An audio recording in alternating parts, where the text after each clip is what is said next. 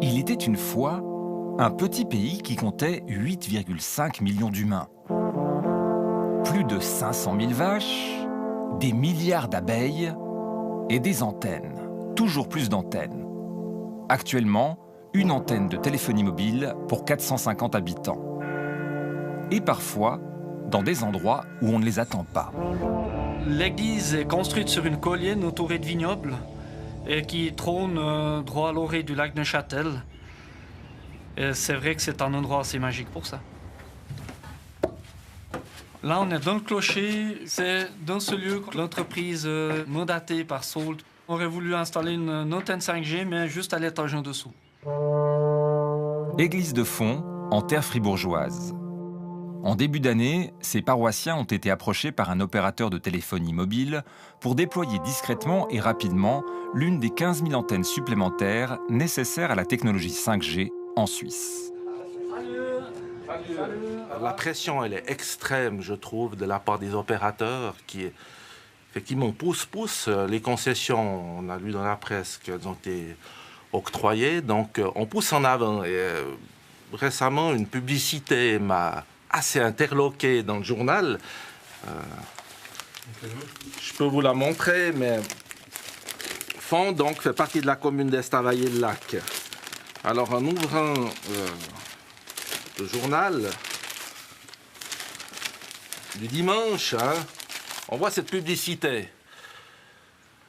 On utilise Estavayer-le-Lac et la région pour promouvoir cette 5G. Je ne suis pas sûr que c'est la volonté des politiques et des gens de la région. Et une publicité comme ça me blesse d'une certaine manière et me touche, mais pas dans le bon sens. Alors, quand je vois une publicité comme ça dans un journal comme le Matin Dimanche, j'ai vraiment l'impression que c'est surtout une grosse affaire de sous. 5G für die Schweiz.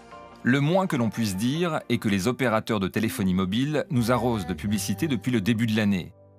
Il fallait carrément détester le tennis et sa légende suisse pour ignorer les bienfaits à venir de la 5G. Et je me réjouis encore plus de pouvoir rentrer chez moi et d'utiliser la 5G. Mais de quoi parle-t-on vraiment ? 5G pour 5e génération de télécommunications mobiles. Après le Natel, le GSM, l'UMTS, la LTE, voici la NR ou New Radio. Grâce à des ondes électromagnétiques avec des fréquences plus élevées que la 4G, c'est la promesse d'une transmission d'informations plus rapide, d'un temps de réaction diminué et surtout d'une technologie qui permet d'envoyer des faisceaux d'ondes. En clair, à l'aide de nouvelles antennes, dans ces boîtiers blancs souvent déjà installés sur des mâts existants, finit le rayonnement dans toutes les directions. Place à la connexion ciblée de nos objets du quotidien. On appelle cela le beamforming. Ces faisceaux accélèrent l'Internet des objets. Et ce n'est pas tout. Nous aurons dans un premier temps une meilleure transmission de données et une meilleure qualité de l'image. Nous verrons par exemple les premiers effets lors de retransmissions sportives. Imaginez si lors d'un match de foot, vous pouvez zoomer et voir exactement comment le but a été mis. Cela pourra intéresser de nombreuses personnes.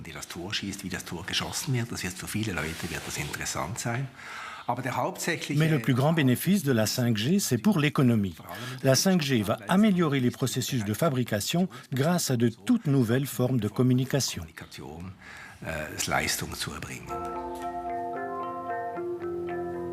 Alors c'est quelque chose qui est attendu, c'est quelque chose qui est très prometteur. On peut imaginer la télémédecine, la téléexpertise, la téléchirurgie. Par exemple, un chirurgien qui est de l'autre côté de la planète ou un chirurgien qui est à Genève, qui opère quelqu'un qui se retrouverait en Centrafrique et puis qui fait une opération. Eh bien, l'opération doit se faire en direct, mais surtout les gestes, il ne doit y avoir aucun décalage entre l'image et le geste lui-même, qui sera un geste robotique à ce moment-là. Et donc, là, il y a un énorme avantage. Ces promesses technophiles d'un pays toujours plus connecté ne plaisent cependant pas à tout le monde. En mai, des centaines de personnes ont manifesté à Berne. Un local technique, près d'une antenne, a été saboté en juin. Le village de Font a également défrayé la chronique en lançant une pétition pour dire non à la nouvelle antenne rayonnant au sein de son clocher. J'ai l'impression, et je pense beaucoup partagent mon avis, qu'on met un petit peu la charrue avant les bœufs, dans le sens qu'on déploie un réseau sans avoir testé les effets éventuellement néfastes, sans avoir de recul, le recul nécessaire. La crainte suscitée par ces ondes supplémentaires est aujourd'hui fréquente au sein de la population suisse. Nous avons donc cherché à remettre l'église au milieu du village. Que sait-on de ces nouvelles ondes? Un fait, les ondes de la 5G en Suisse ne seront pas pour l'instant très différentes de celles de la 3G, 4G, du Bluetooth ou du Wi-Fi. Ce sont des ondes électromagnétiques dites centimétriques, car leur longueur d'onde se mesure en centimètres. Leur fréquence, à savoir le nombre de vagues par seconde, s'étalera entre 700 et 3500 MHz. Techniquement parlant, ces ondes appartiennent au spectre électromagnétique, comme les infrarouges, la lumière visible, les UV et les rayons X. Mais parce que leurs fréquences sont relativement basses, on les dit non ionisants. En clair, ils n'ont pas l'énergie suffisante pour ioniser la matière et modifier certaines molécules, contrairement aux UV par exemple. Est-ce pour autant que ces ondes n'ont aucun effet sur le vivant? Rien n'est moins sûr. Jusqu'à présent, nous n'avons pas trouvé d'effet négatif sur la santé en dessous des valeurs limites. Mais quand nous sommes fortement irradiés par des téléphones portables, par exemple, nous constatons différents effets biologiques. Nous voyons par exemple un stress oxydatif dans les cellules et nous avons découvert que certaines ondes cérébrales sont modifiées quand on colle un téléphone portable à son oreille avant de se coucher. Voici probablement l'un des meilleurs experts du rayonnement non ionisant en Suisse. Martin Rösli a entre autres enquêté sur l'impact de ces ondes pour le Programme national de recherche 57, une très importante étude scientifique suisse. L'un des résultats qui interpelle le plus, c'est celui-ci. Dans une étude, nous avons mesuré les fonctions cognitives d'adolescents et nous avons découvert que leur mémoire était moins bonne quand ces adolescents recevaient de très fortes doses de rayonnement non ionisant au niveau de la tête. Leur sommeil n'était globalement pas perturbé, mais lorsque ces jeunes utilisaient beaucoup leur téléphone portable, nous avons vu ces effets sur la mémoire.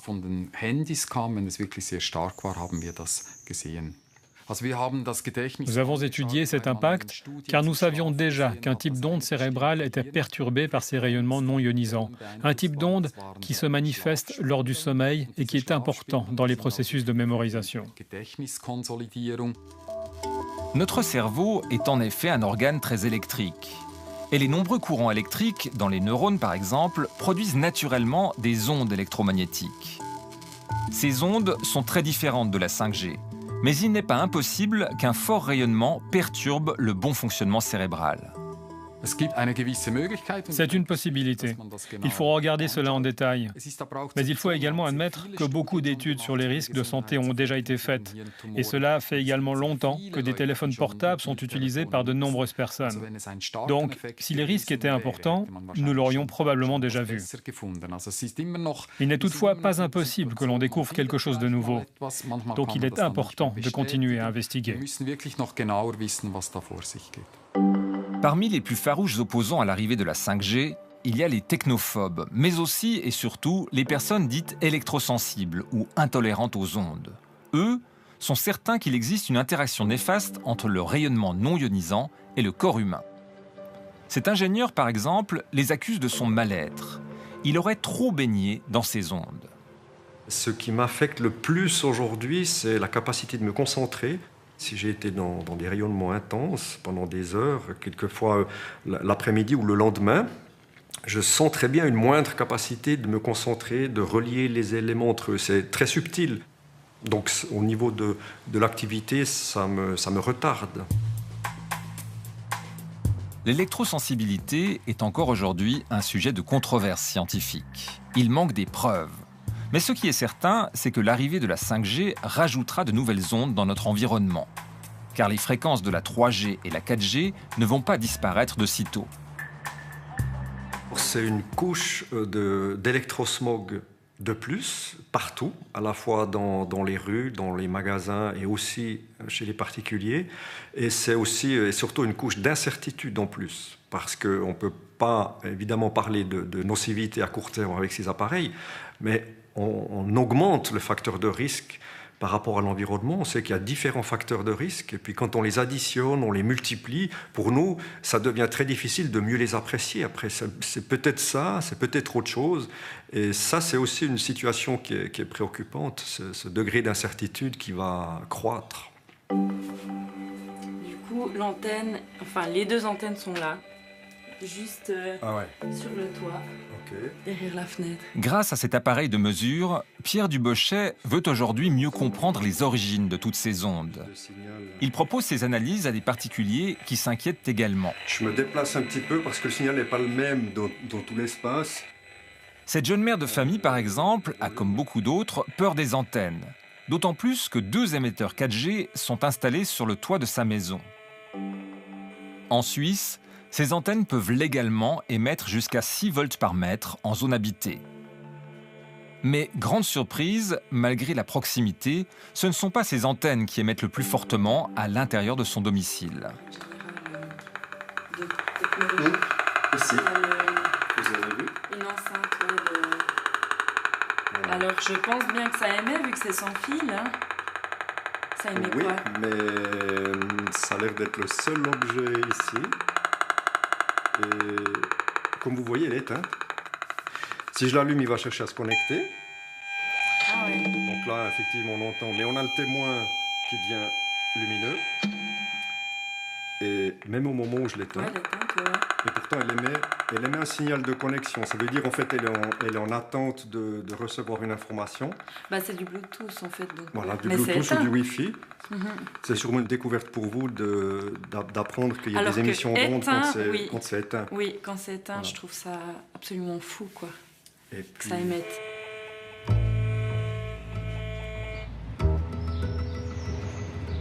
Ce ne sont donc pas des antennes qu'il faut s'inquiéter le plus. Mais est-ce que cela va rester vrai avec les nouveaux émetteurs 5G ? Nous sommes ici avec Martin Rössli devant un stade de la région bâloise. Un stade entouré par 3 antennes, dont une émet déjà avec la technologie 5G. Place, une nouvelle fois, aux mesures. Ici, nous avons un rayonnement d'environ 1 à 2 volts par mètre. Ça varie en fonction du trafic de données. C'est relativement beaucoup au cœur d'une ville, mais c'est inférieur aux valeurs limites. Il faut savoir que l'intensité du rayonnement diminue très vite avec la distance, et c'est pour ça que les appareils que nous avons proches du corps sont les plus problématiques. Les téléphones portables ou sans fil sont typiquement les objets qui nous irradient le plus. J'allume le téléphone et surtout quand on fait un appel, par exemple, c'est ça qui est le pire. Cette valeur est effectivement plus élevée que l'électrosmog produit ici par les 3 antennes réunies. On a par exemple là, on peut mesurer, c'est assez marrant, là c'est... Quand on mesure les émissions de cet appareil, quand on s'approche beaucoup, on voit que le rayonnement non ionisant est beaucoup plus fort qu'avant, plus fort même que les valeurs limites d'émission des antennes. C'est typique avec tous ces objets. Quand on s'approche beaucoup, ils émettent très fortement. Globalement, 90 à 95% du rayonnement reçu provient des appareils qui sont collés au corps. Et que dire du futur où on aura justement, grâce à cette 5G, de plus en plus d'objets connectés ? La grande question est de savoir avec quelle puissance ces objets vont émettre et jusqu'à quelle distance ils vont émettre. C'est difficile de savoir aujourd'hui, mais si tous ces objets émettent beaucoup, cela pourra être un problème. En résumé, en matière de santé, le flou règne sur la multiplication des objets connectés qui émettent beaucoup et proches du corps. Le téléphone portable en tête des préoccupations. On l'a vu, leur rayonnement à forte dose interagit possiblement avec nos ondes cérébrales. Mais ce rayonnement peut également chauffer des parties de notre corps. Avec la question qui revient souvent, est-ce que cela provoque le cancer ? Il y a eu plusieurs études qui ont été faites à partir des registres des tumeurs. On peut dire que les 3/4 montrent une augmentation du nombre de tumeurs cérébrales dans le monde et en Europe en particulier. Mais la causalité entre les radiations liées au téléphone mobile et cette augmentation ne peut pas être établie parce que parallèlement, il y a eu des progrès au niveau, par exemple, radiologique et c'est des tumeurs qu'on diagnostique de mieux en mieux. Donc il faut des analyses beaucoup plus fines. Des recherches sur des rats ont montré une corrélation entre de fortes doses de rayonnement non ionisant et certains types de cancers. Selon certains médecins, on ne peut pas exclure le lien à l'échelle humaine, surtout avec une couche d'ondes supplémentaire. Pour la 5G, c'est le brouillard. C'est-à-dire que la répercussion sur l'être humain en tant que tel, aujourd'hui, personne ne peut vous répondre. Donc en fait, science sans conscience, enfin technologie sans conscience n'est que ruine de l'âme. Je suis désolée, mais je n'ai aucune idée à quoi on va exposer nos générations futures.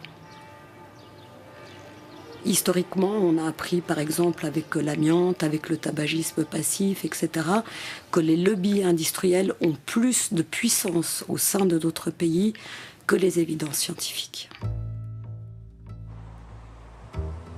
Et qu'en pensent les lobbies concernés? Le rendez-vous est pris avec le président de l'Association suisse des télécommunications. Elle regroupe les intérêts des 3 opérateurs nationaux, Swisscom, Salt et Sunrise. Peter Grüter parle en leur nom. Si les risques pour la santé de ces technologies de l'information et de la communication étaient bien établis, comme pour le courant électrique ou les dangers de la route, tout serait plus simple, car nous pourrions mettre des seuils, des frontières entre avantages et risques. Mais vous avez ici une technologie qui, parmi toutes les technologies de ces 200 dernières années, est la moins claire en matière de risques concrets. Tout ce que vous côtoyez d'autre dans votre vie est potentiellement plus dangereux que ces rayonnements électromagnétiques. Donc, qu'est-ce qui est plus dangereux? La pollution, les pesticides, tout ça, c'est plus dangereux que les ondes, selon vous? Assurément, assurément, c'est sûr, c'est bien plus dangereux. Mais que dire de l'effet cocktail? Et si tout ça, ça s'additionne? Jusqu'à présent, tout le cocktail technologique, y compris la technologie médicale, a permis à notre espérance de vie d'augmenter de 30%. Cela ne signifie pas que les individus ne tombent plus malades, mais de façon globale, nous vivons plus longtemps et en meilleure santé qu'avant. Depuis le 1er juin 2019, un monitoring est garanti par l'ordonnance sur le rayonnement non ionisant. Les concentrations d'ondes doivent être aujourd'hui mesurées et leurs effets examinés par l'Office fédéral de l'environnement. En clair, la 5G sera officiellement scrutée de près. Reste à savoir si le regard se portera sur l'ensemble de la biodiversité. Aujourd'hui, le vivant est agressé par les changements environnementaux, par les pesticides, par les perturbateurs endocriniens, par toutes sortes d'autres pollutions. La pollution électromagnétique en fait partie. Ce sera une pollution de plus, une pollution environnementale de plus, qui vient se greffer avec toutes les pollutions actuelles. Ce biologiste est l'un des 170 scientifiques signataires de la pétition internationale pour un moratoire sur la 5G. Président de l'association Alerte aux ondes électromagnétiques, il a fait le buzz avec une étude publiée dans la revue Apidologie. Une recherche qui montre qu'un téléphone portable allumé perturbe la vie de ces insectes.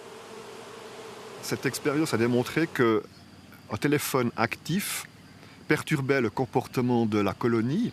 Le son de la colonie entière change, tant au niveau de l'intensité du son que de la fréquence.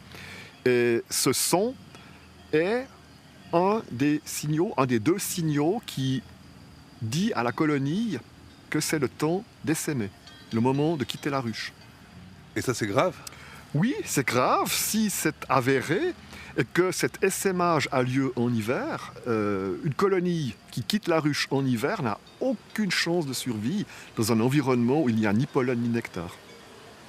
S'il y a une causalité très claire, je ne m'avancerai pas à ce point-là. Je dirais qu'il y a une corrélation très forte entre une pollution électromagnétique et ce comportement d'essaimage. Maintenant, c'est clair qu'il faut faire d'autres études. L'étude en question date de 2011, avec de vieux téléphones. Depuis, il y a du nouveau. Une recherche publiée l'an passé dans Scientific Reports du groupe Nature a montré que les faisceaux d'ondes 5G peuvent échauffer le corps de certains insectes. Pour rappel, ce sont ces faisceaux ciblés qui vont se multiplier avec la 5G. Actuellement, on peut encore peut-être envisager certaines zones exemptes de certaines de ces fréquences ou bien de ces puissances de fréquences. Ce ne sera plus le cas. Avec l'arrivée de la 5G, tous les objets connectés, 200 milliards dans le monde, il n'y aura plus aucun endroit sur Terre, que ce soit les plantes, les animaux et les humains, qui soient à l'abri de ces ondes. Toujours plus de rayonnement, mais aussi de nombreux indices qui montrent que ces ondes interagissent avec le vivant. Face à ces risques potentiels, la Fédération suisse des médecins s'est positionnée de façon très claire et pour la première fois depuis l'existence de la téléphonie mobile. C'est comme pour tout nouveau médicament. Ça paraît une évidence lorsqu'on est dans le monde de la médecine. Un nouveau médicament, il est testé avant qu'on l'essaye avec les patients. Ça doit être exactement la même chose pour une nouvelle technologie, même si on nous dit que c'est comme la 3G, la 4G, c'est la 5G, c'est différent, il y aura plus d'antennes, donc on doit quelque part se poser les bonnes questions. Si on peut être meilleur dans la prévention, meilleur dans la prise en charge, meilleur dans l'information, meilleur peut-être dans la chirurgie, meilleur dans l'approche des soins que l'on fait, oui à la technologie, mais cette technologie ne doit poser aucun problème. C'est la même chose que, par exemple, pour tout ce qui est les pesticides, l'air, etc. C'est exactement le même principe. C'est en premier le principe de précaution, la santé en premier. Donc, il était une fois un petit pays qui comptait 8,5 millions d'humains.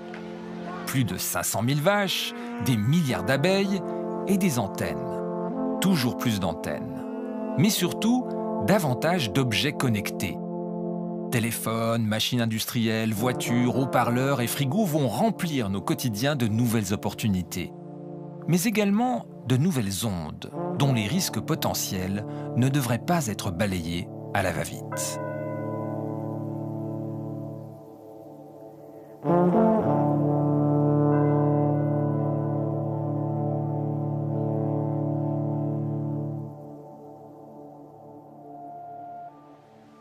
Comme il y a 6 ans pour la 4G, l'Ofcom a mis aux enchères les concessions pour la 5G. 3 opérateurs, Swisscom, Sunrise et Salt, ont versé en tout 380 millions de francs à la Confédération. En attendant les conclusions du rapport très attendu de l'Office fédéral de l'environnement, les 3 acteurs déploient la 5G partout où ils peuvent légalement le faire, mais désormais très discrètement. Vous aurez remarqué que les publicités sont nettement moins voyantes. Fin octobre, l'Union internationale des télécommunications, l'UIT, devrait également prendre position sur les fréquences au-dessus de 6 GHz, ces fameuses ondes électromagnétiques millimétriques dont on connaît encore moins l'effet sur le vivant et qui pourraient être déployées en Suisse dès 2022. En résumé, on baigne dans le smog. Avec l'augmentation des objets connectés, la 5G ne va pas remplacer les autres ondes, elle va en ajouter. Les 4, 3 et même 2G sont encore nécessaires. La 2G, par exemple, sert à gérer les distributeurs automatiques de nourriture et de café comme ceux qu'on trouve sur les quais de gare. En plus des questions de sécurité, se posent des questions éthiques. Quand tous les objets que vous utilisez, frigo, voiture, machine à laver, etc., seront connectés, ça va permettre de capter encore plus de données sur vous. Nous, les individus, nous devenons toujours plus transparents, toujours plus à nu, face à des multinationales qui, elles, deviennent toujours plus opaques. C'est tout cela que la fronde anti-5G interroge, des questions citoyennes bien légitimes. Et puis, tant qu'à être épié, n'hésitez pas à en discuter sur notre page Facebook.